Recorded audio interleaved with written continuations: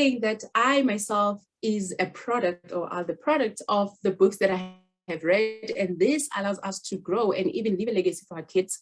And in our presence is our guest speaker, and I would like to welcome you, Lenati Makanda. Lenati, a warm welcome to you, and thank you for joining us, and we're looking forward to hearing you speak. As Sbo has said, ladies and gentlemen, it is my pleasure to present the first reviewer of this evening, and I am going to give the floor to Frida.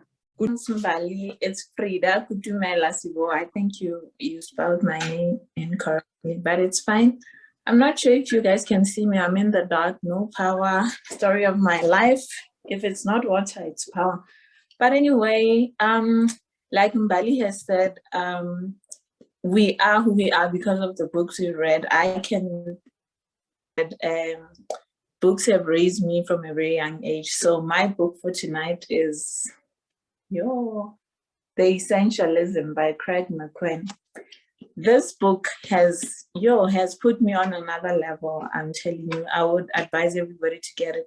It's an amazing book, especially for if you want to put your life on track, if you just want to sort out your life, your friends, your colleagues, it's the best. For me, this is my book for the year. It's been long since I've read a great book, and this is it. So what the book basically says is that when you are an essentialist, as the title says, essentialism, so you have the power is yours. You have the power to choose what's important in your life, and you have the power to structure your life. So your days should not be, they shouldn't take their form. You should direct your days how they go. So you shouldn't be in a mess where you find yourself in a place where you don't know how you got there. So you direct your days. You get up in the morning and you tell yourself, this is how my day is going to be. So how you do that is that you focus on yourself and you sort out your schedule and everything in your day. So when the book starts, he gives a story of when he was working in a company and his wife was in the hospital about to give birth. So because he was just all over the place and overcommitted, he was in the hospital with the wife. The wife was about to go in labor and the boss called. He was like, you need to come to the office because our big client is here and he's going to be happy that you made it to the meeting and you missed your wife's delivery.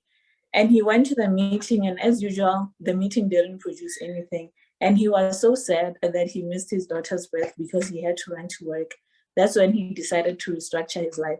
So in the book, he talks about not making other people's problems your problems. So whenever a person has a problem and you jump on the problem to solve it, you are giving them a leverage for you to always fix their problem. So he gives an example of a neighbor who never waters his grass. And when you turn on your sprinklers, the water just flows to his grass and the grass is green. He doesn't see a problem because you're the one fixing his problem. So he says you must be careful of friends, families, and colleagues who just come onto you to dump their problem on you. So you need to tell them, I think you will feel better if you learn to fix your problem yourself. It's like your boss or like my boss. She always puts me on board meetings. She always puts me to be on the steering committee of this and this and this. And I always say, yes, yes, yes. And then it's only after I read this book that there is only so much I can do. And I was like, no, I think I'll pass on this one. And unfortunately, I can do it. So the book is so wonderful. And it tells you so much. And yeah, it has really changed my life. I've made a few notes here. Oh, another thing is the power of no. You know how people always come to you and they ask for something and you always say, yes, yes, because you feel bad, because maybe they are your friend or they are your family. But he says there's power in saying no, because when you say yes to other people, but you're saying no to yourself, how does that make you feel? So no is a complete sentence. You don't need to explain yourself when you say no to other people. Of an essentialist is living by design. So you don't live a life of default. Do you know how your days just go by, months and stuff? You're just doing the same thing. So like I said in the beginning, you design your days, you design your weeks, You just choose what's important and not, and to live on purpose. So everything that you need to do, you know, those meetings we attend at work from 8 to 3, and you just ask yourself, but what exactly are we doing? So you need, everything that you do, you need to ask yourself, well, what is the purpose behind this? What is the value? And my gosh, like I'm applying it every day, and it has literally changed my life. So I'll stop there. I don't want to give too much away. Please, guys, you must go read this book. It will definitely change your life, especially women, because we like to please and we can't say no. So yeah, thank you. Wow, Frida. Wow. That is so amazing. I'm actually in love with the book. I want it for myself. Thank you so much for sharing that information with us. And indeed, I've seen that with my life as well, where I actually gave out everything that I had. At the end of the day, I was left with an empty cup. And what I've learned in life is that you cannot give what you don't have. So we give, as you said, as women, we give ourselves so much that when it comes to us, we feel like, hey, this is not love. So if we say this is love, how is it love when we give it to someone else if we don't give ourselves the same attention? Books makes us who we are. Thank you very much, Frida, for that. Moving, our next reviewer is Nomawele Njongo. She is reviewing her own book titled Enslaved Mind Liberty. Greeting to all visionary readers. I'm greeting from Lusikisiki in the Eastern Cape. Okay, have you ever wondered how a system was orchestrated, a slavery of some kind, as a modern day slavery? Enslaved Mind is a creative writing, is a creative, unique, intriguing narrative that covers provocative topics that are discussed in a spellbinding seminar addressed by diverse females from various backgrounds and ethnic groups that seek to turn slaves into masters, both economically and in mind. Enslaved Mind explores socio-economic issues from use what you have to acquire what you don't have, meaning the resources, use the resources you have to acquire those you don't have. And also killing two birds with one stone, economic freedom in our lifetime, promised land, learning from other Africans, as Africa is the mother of all civilizations, as well as the modernized Stokvel model. Enslaved Mind was published, was inspired first and foremost by a dream that I had in 2020. And then I then decided to turn this dream into reality. But it took me some time to write it. I did not just write it because every time I have to take more time, because all these characters that I created in this spellbinding that will present in this spellbinding seminar has to have the distinct characters and also their presentation styles, because it seeks to make an impact to everyone. Each and every chapter, it seeks to make an impact. It must change you completely. So this book aspires to inspire readers to liberate themselves from the system that deliberately orchestrated slavery of some kind and a modern day slavery. So in this book, there are females that are discussing issues that are burning in our country. And also in this topics, in this spellbinding, you'll be able to reflect, and also each and every chapter will change you. You'll never be the same person that you were, because now you will know exactly how the system was designed to enslave Africans in particular. And also I want to go, like, in as much as we have so much weaknesses that are designed, it is more important to know our strength as Africans. That is why we have discussed Africa is the mother of a topic, a chapter where we have Africa is the mother of all civilization, because I realize over the years that if you don't know your strength and you are with people that they don't know who you are, you'll never be able to recover. So as Africans, we don't know what we're capable, we don't know our history, we don't know what we invented.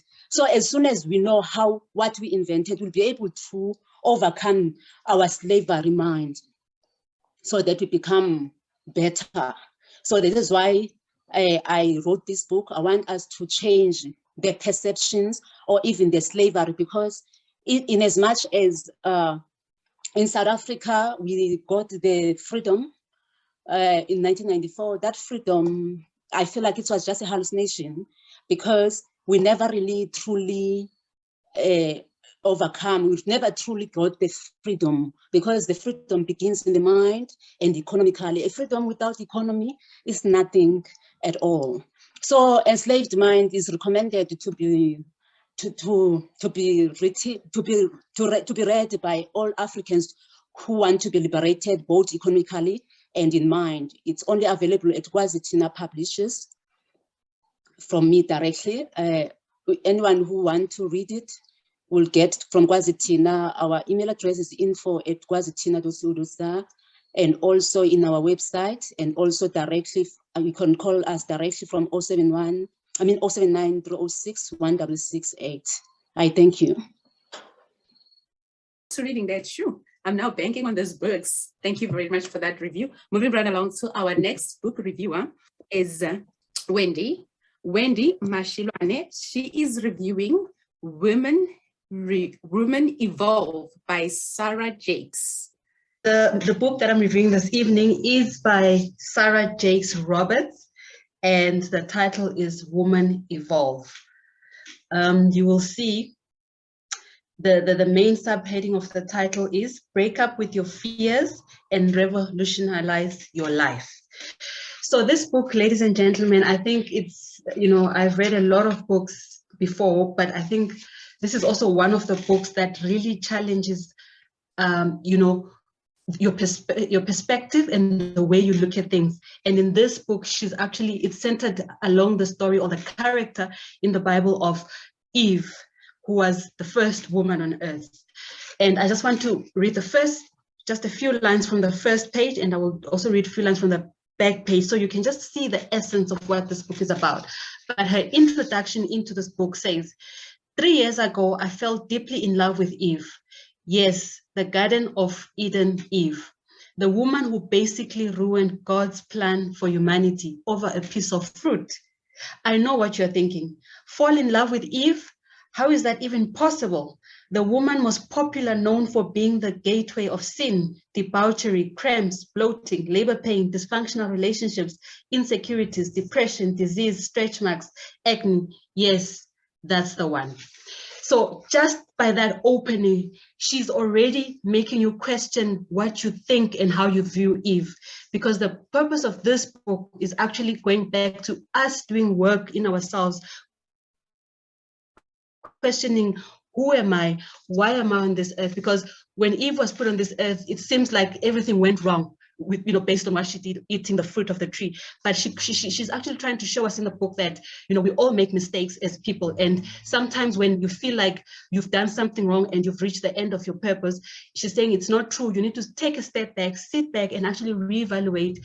But yes, this has gone wrong, but how do I start and move on forward to live my purpose? So what she does, she actually talks about a lot of, topics and a lot of subjects that affect. Yes, she's talking mostly about women, but I think it actually applies to everyone. So she looks at issues of fear. She looks at issues of inadequacy, self-belief. She looks at issues of purpose, because she says, because of what Eve did, she could have feared and she could have stopped being, changing the narrative into a better person. But she changed that narrative. If you read on into the other chapters of the Bible and of this book, you will see that she did a lot to transform her life.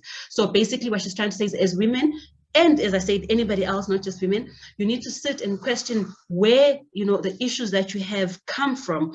For example, did someone say something to you? Did something in your life happen that made you question who you are, that made you have fear, that made you have doubt, that made you feel like, you don't have a purpose on this earth? So if you re-question that and re-examine those aspects of your life, you'll realize that you've got more to give.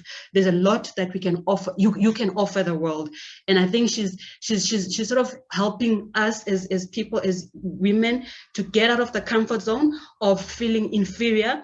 She's helping you get out of the comfort zone of, this is who I am. I've made this mistake and that's it. And, I can't blossom. I can't change my life. I can't change my path.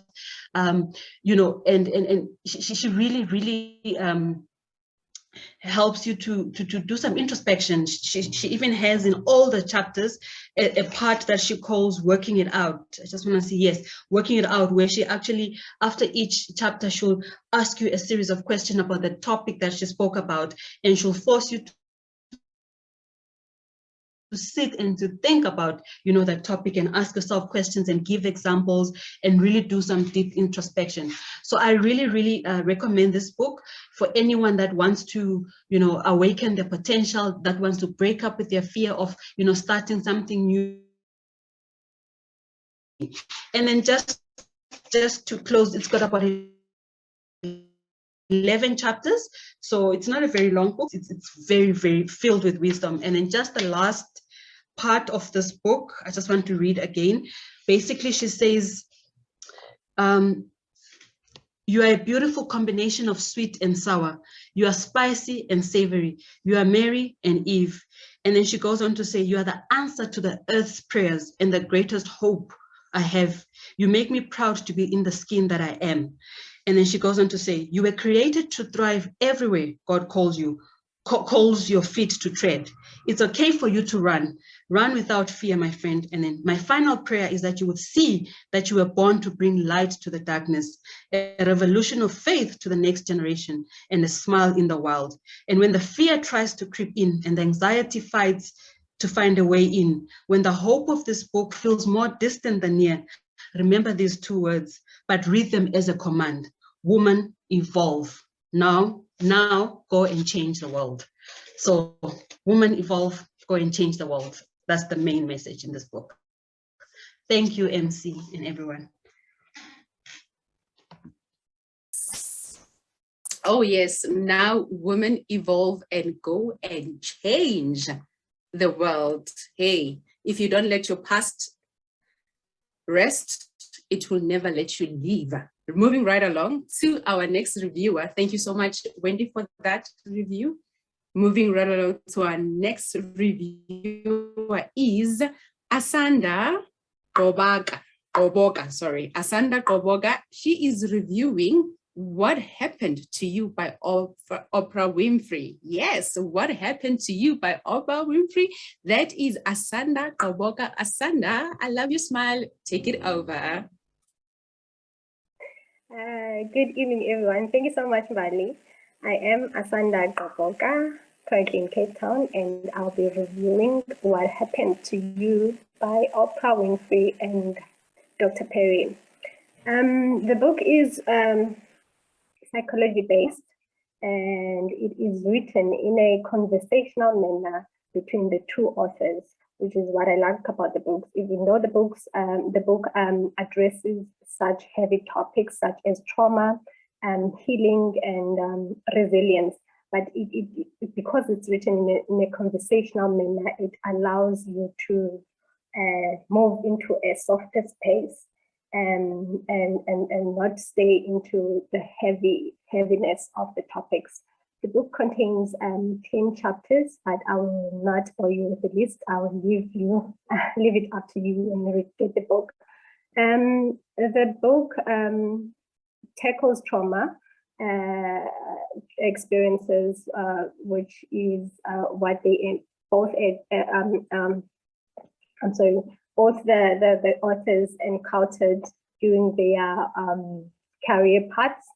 And what I love about the book is that it allowed me to also look into my own life and also look into the society at large, and how do we deal with things as a society, and some things that have been made normal, like a person who just meets a person for the first time in their life, and they decide that they don't like the person.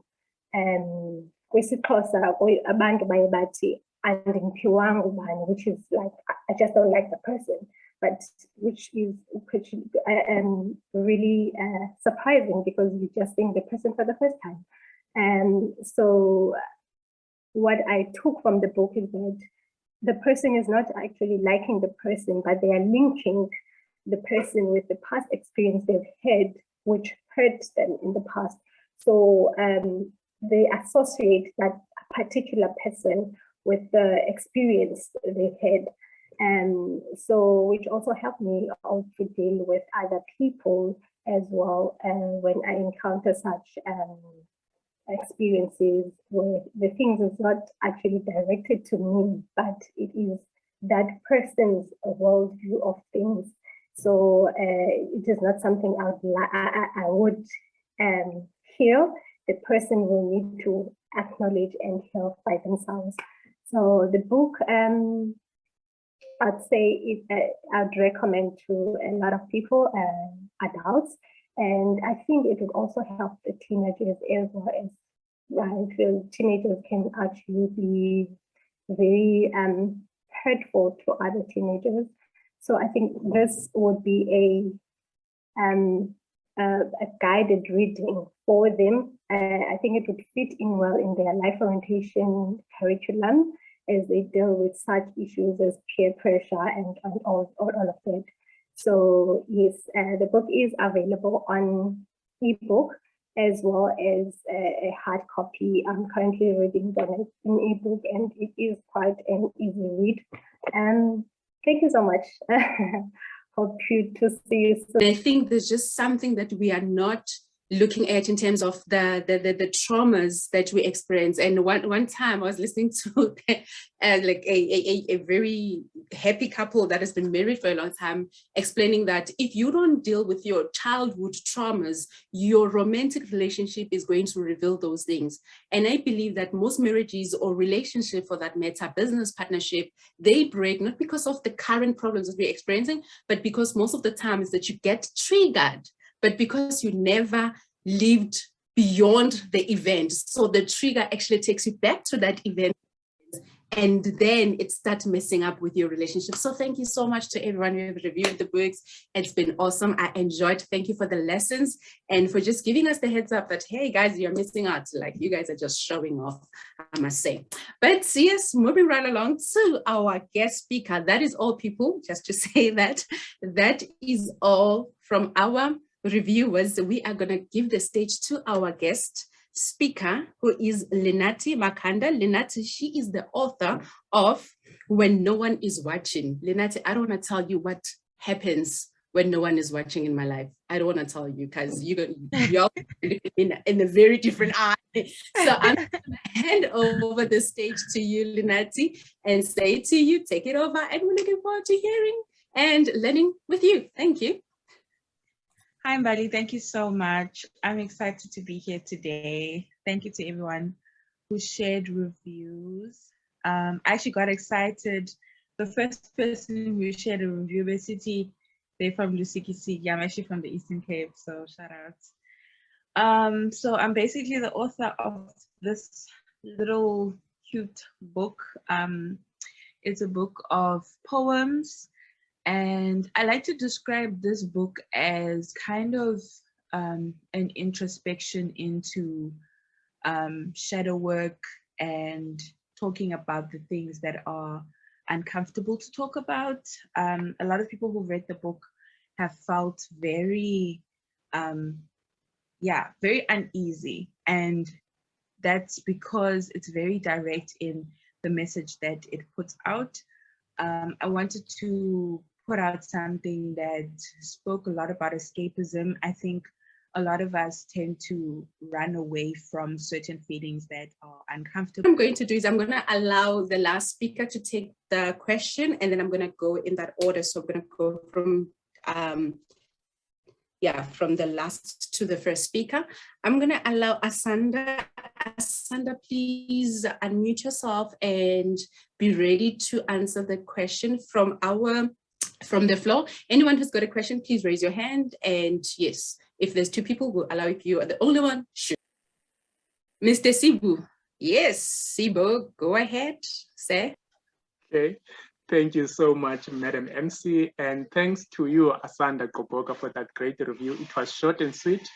You know, you're speaking about a subject which is very mysterious to so many people. When you talk about your childhood traumas, some people, they don't understand what it means or what does that mean. We all have been through some challenges growing up, But like all of that information, it also now coming back to where we are in our life. What advice can you give to someone who's against, professional help like therapy as a way of dealing with their childhood traumas in order to avoid having challenges, perhaps as Mbali was suggesting, to their romantic relationships or to affect their connections with other people? Just practical, or maybe something that you think have worked for you and you think you can recommend from someone else who is against professional help like therapy. Thanks. Thank you so much, Sibo, for the question. I think what works for me, because I also haven't gone for therapy, it is reading, and it is also journaling. And I try to check out especially when I encounter experiences which are out of character, I try to let it be at that moment, and then later I try to journal it down and backtrack the steps and see how I could have handled the matter better. And I also do jogging to take out the stress. I feel like I think better when I do exercising. Even if it could be walk or any form of exercising, just to have new view of things. And sightseeing is something I do as well, just to call off, to offload of some sort, and to get new experiences. But I do recommend that people need to speak to someone. And if you don't trust people, then just journal. I think that's the way to start. Thank you so much. Thank you, Asanda, for that answer. And thank you, Sibo, for your question. It's a very important. Yeah, at the end of the day, we might have the knowledge, but if we don't put the knowledge into good use, then it doesn't help. It doesn't help. And I don't know if this is my platform now. Sorry if I'm overtaking the platform. And what I've seen, because I've been a personal trainer and also just in other spaces where I work, I've seen that even there's also that perception in the health industry thinking that exercise is actually about losing weight. And for me, it's what made me take a step back into this whole health industry, to say that we are now starting to sell the wrong picture. We are starting to sell the wrong picture because people think, you know what, who said I want to be size 2? Nothing wrong with a size 2. I've been there, done it, thank you. But what if I want to have a little bit of calves and a little bit of meat? And and now I go and exercise and it's all about weight loss. No, it's not always about weight loss. It's just putting in oxygen into your organs. It's just that oxygen, because imagine when you have a leg. So I don't know if you are, when you have cramps, it's actually a lack of oxygen in your muscles. So imagine if there is a lack of oxygen in your muscles, what it can do, that pain. How about your organs? So exercise is actually that way. And also as your organs breathe, they start receiving healing, because oxygen, it goes with all the, the energy is flowing from one organ to another. So yes, I love what you're saying, that exercising as well, which is something that we've neglected a long time, for a while, that, especially with Wendy, are you ready? Are you ready to unmute and take just one question? If there's anyone who's got a question for Wendy, Wendy is standing by. Wendy, are you here? Wendy, there you are. Hi, Wendy. Hi. Okay, yeah. Is it? You said Frida. It's Frida, ne? Okay, yeah, it's okay. Frida. Hi, Frida. Yeah, I just wanted to find out, because having read T.D. Jakes' book, I know Sarah is T.D. Jakes' daughter, and he's got books that are hardcore Christian religious books. He also has books that are, like motivational books, easy reads for everyone. So is this book like hardcore Christian religious book, or is it like a motivational book that anybody can read and also gives reference to Bible verses? Yeah. Yes, that's a very good question, Frida. Look, the book is, as I've mentioned earlier, based on the character Eve, right, in the Bible. But what I like about it, so she doesn't make it hardcore Bible, but she's drawing from the mistakes that Eve made to try and rewrite the narrative. So what happens then, it ends up not just being just a Christian hardcore book, but actually a motivational book, if you ask me. I think because she's very practical about it, and I think she's non-judgmental about it. So whether I think you know Eve or not, or you're a Christian or not, but the messages that she's trying to share with us are that despite what happens in life, you can still turn around. So that, the messages around inadequacy, fear, and doing your best in this world, achieving, being successful, but not just a monetary success, but inside. She actually talks about doing the work inside, and I think that the whole book as a whole becomes a motivational book for me, and anybody can read it and they will, I think, gain a lot out of it, not necessarily just if you're just a Christian or if you've read the Bible. But like I said, it is based on the Eve character, but she doesn't lose you in terms of the motivation aspect of it. So yeah. Thank you, Wendy, for answering. I see Frida is, yeah, she's satisfied with that answer. Thank you very much. We are going to Lenati. I see Lenati is back on the line. Lenati, are you ready to take on the stage, or should I proceed? Thank you so much. So I was still speaking about the book briefly. So when I was listening to everyone else giving their reviews on the books they read, something stood out to me, and I think because it's what I resonate with, and I guess sort of the crux of the book as well, how reading itself and engaging written work helps you to learn more about yourself as well. And I think what I wanted to put out, or the message that I wanted to put out with the book, is that it's okay to try and be comfortable with things that make you uncomfortable, and sides of yourself that make you uncomfortable, and it's okay to want to learn more about them so that they're not as daunting. So the book is titled When No One Is Watching, and it is available at exclusive books and all good bookstores. I'm also selling copies directly from myself. I will be reading a few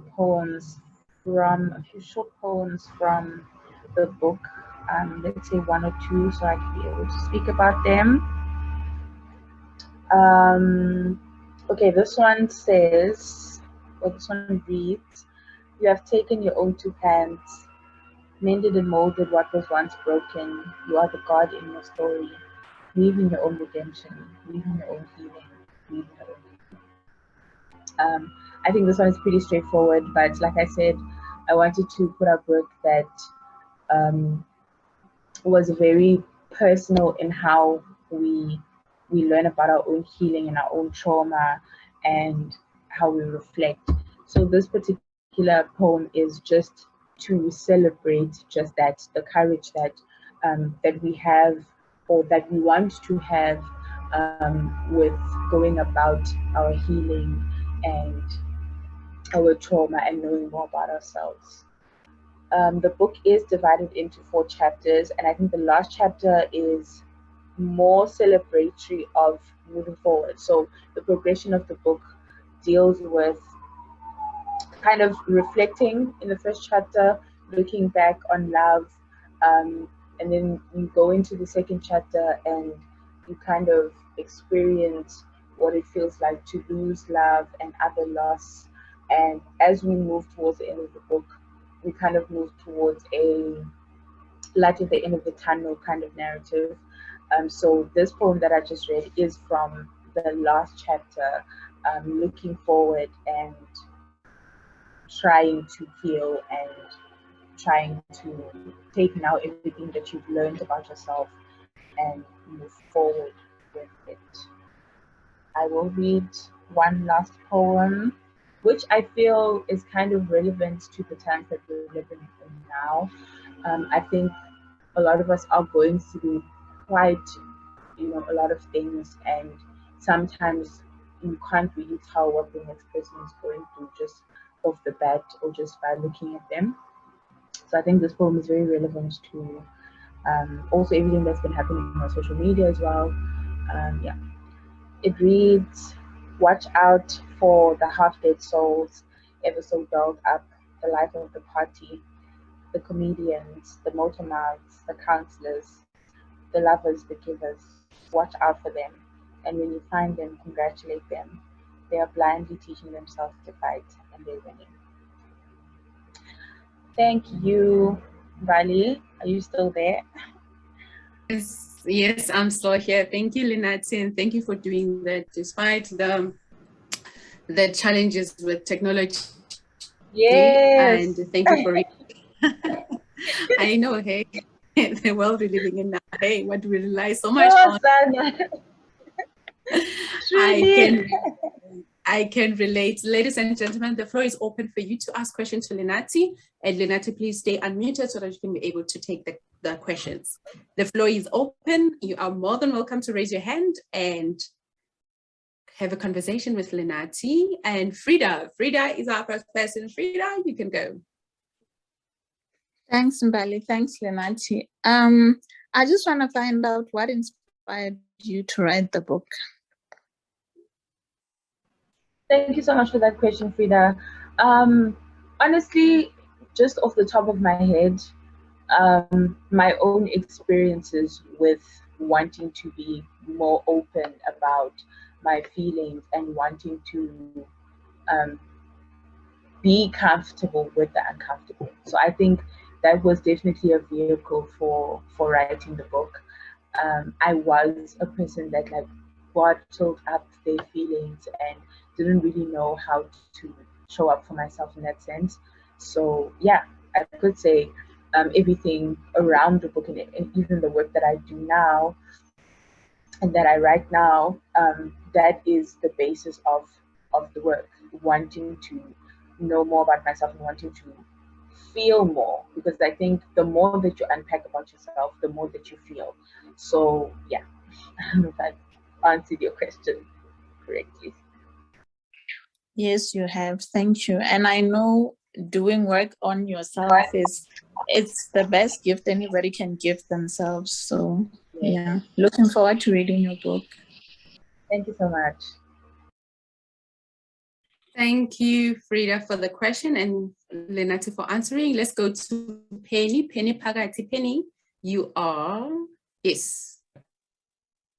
Hi, good evening, everyone. Thank you for such amazing reviews. We really appreciate this insightful, shared knowledge.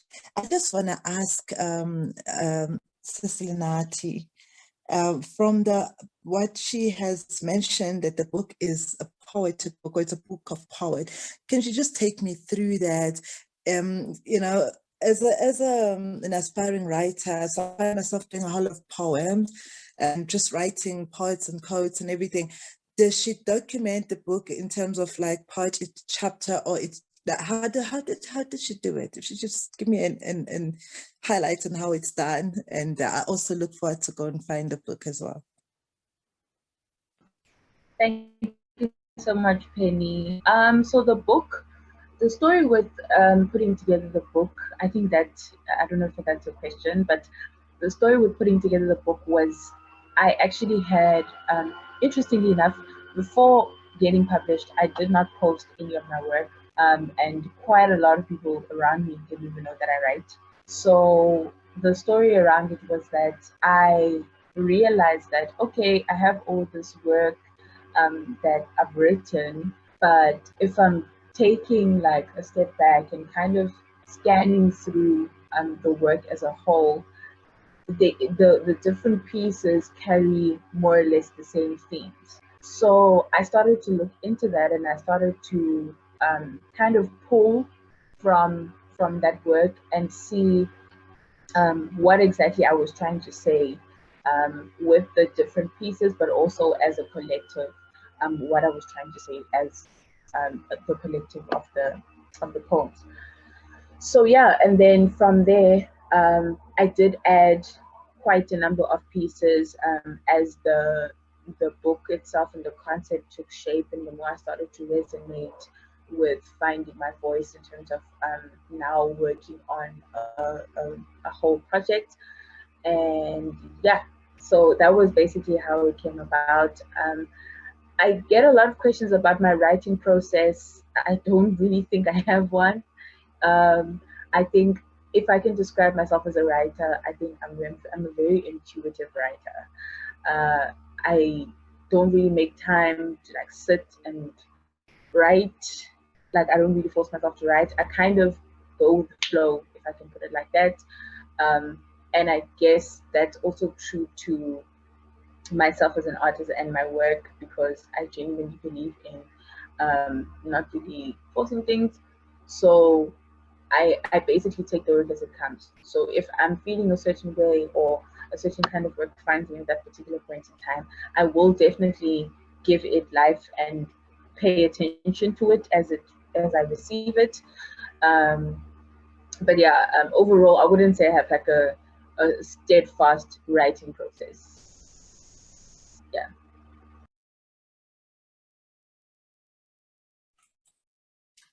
Thank you very much, Lenati. I see Penny is happy with that.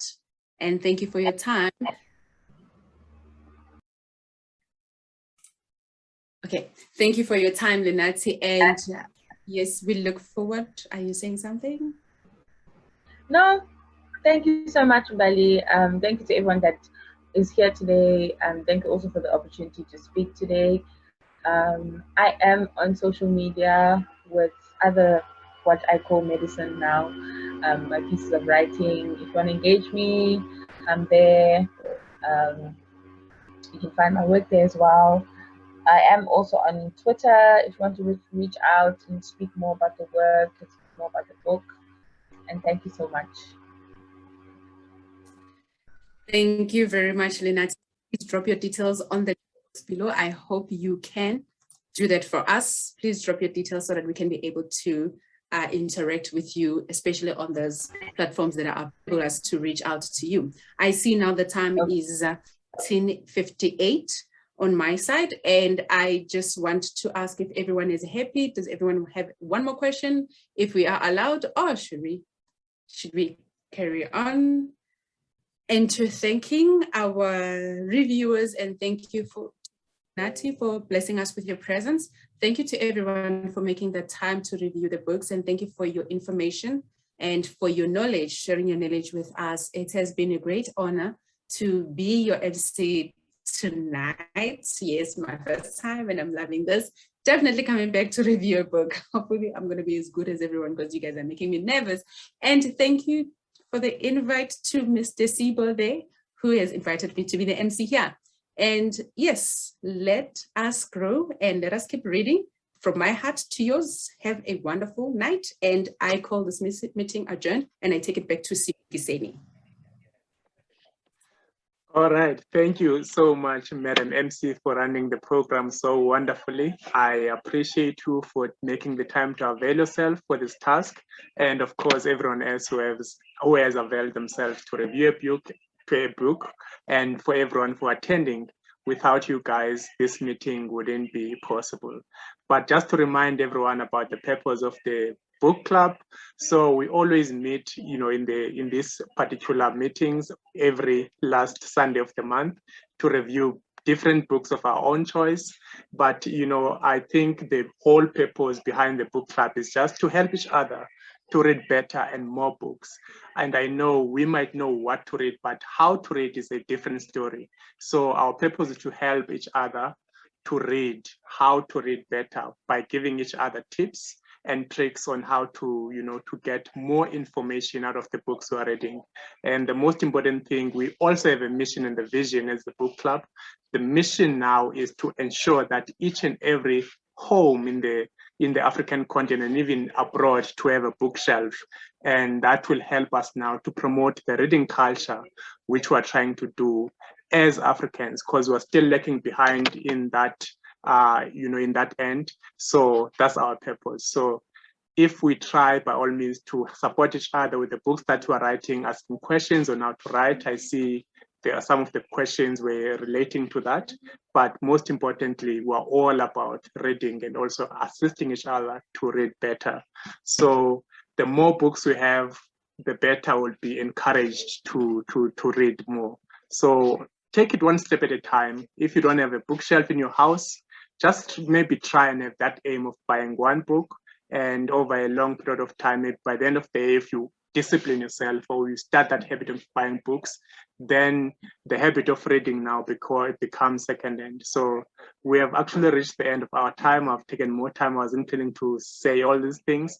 Perhaps next time we can have a guest speaker to share, to review their book and perhaps give us some tips that they've worked out for them that even encourage them to not only read more, but to write their own published books. Perhaps I can give Lenathi back on stage maybe 1 or 2 tips that have worked for her in making this habit of reading fun, and that has worked for her. I don't know if you still have Lenathi in the call. Maybe you can have 1 minute, or maybe anyone would like to share maybe 1 or 2 tips that has worked for them to read better and enjoy the habit of reading. Okay, there she is. Over to you, Lenathi. I'm still here.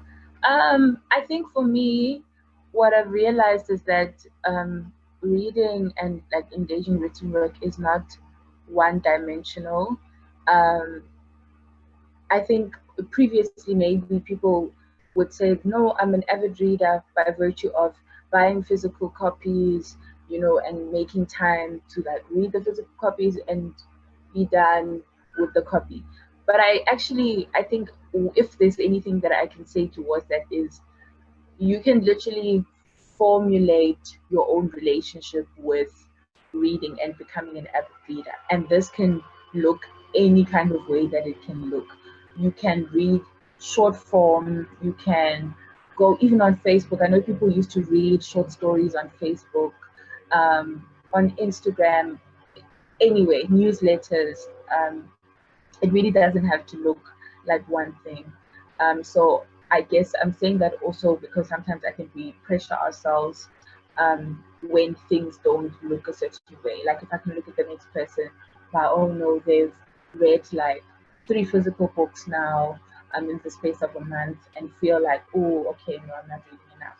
So yeah, if there's anything I can say, try to do what's most comfortable to you, and it doesn't have to look like what the next person is doing. Oh, perfect. I think I love that. In other words, if you want to bring it more to what's more closer to you home, in terms of you don't want to use the word comfortable with, you can say something that works out for you, or something that resonates with you, or something you are passionate about.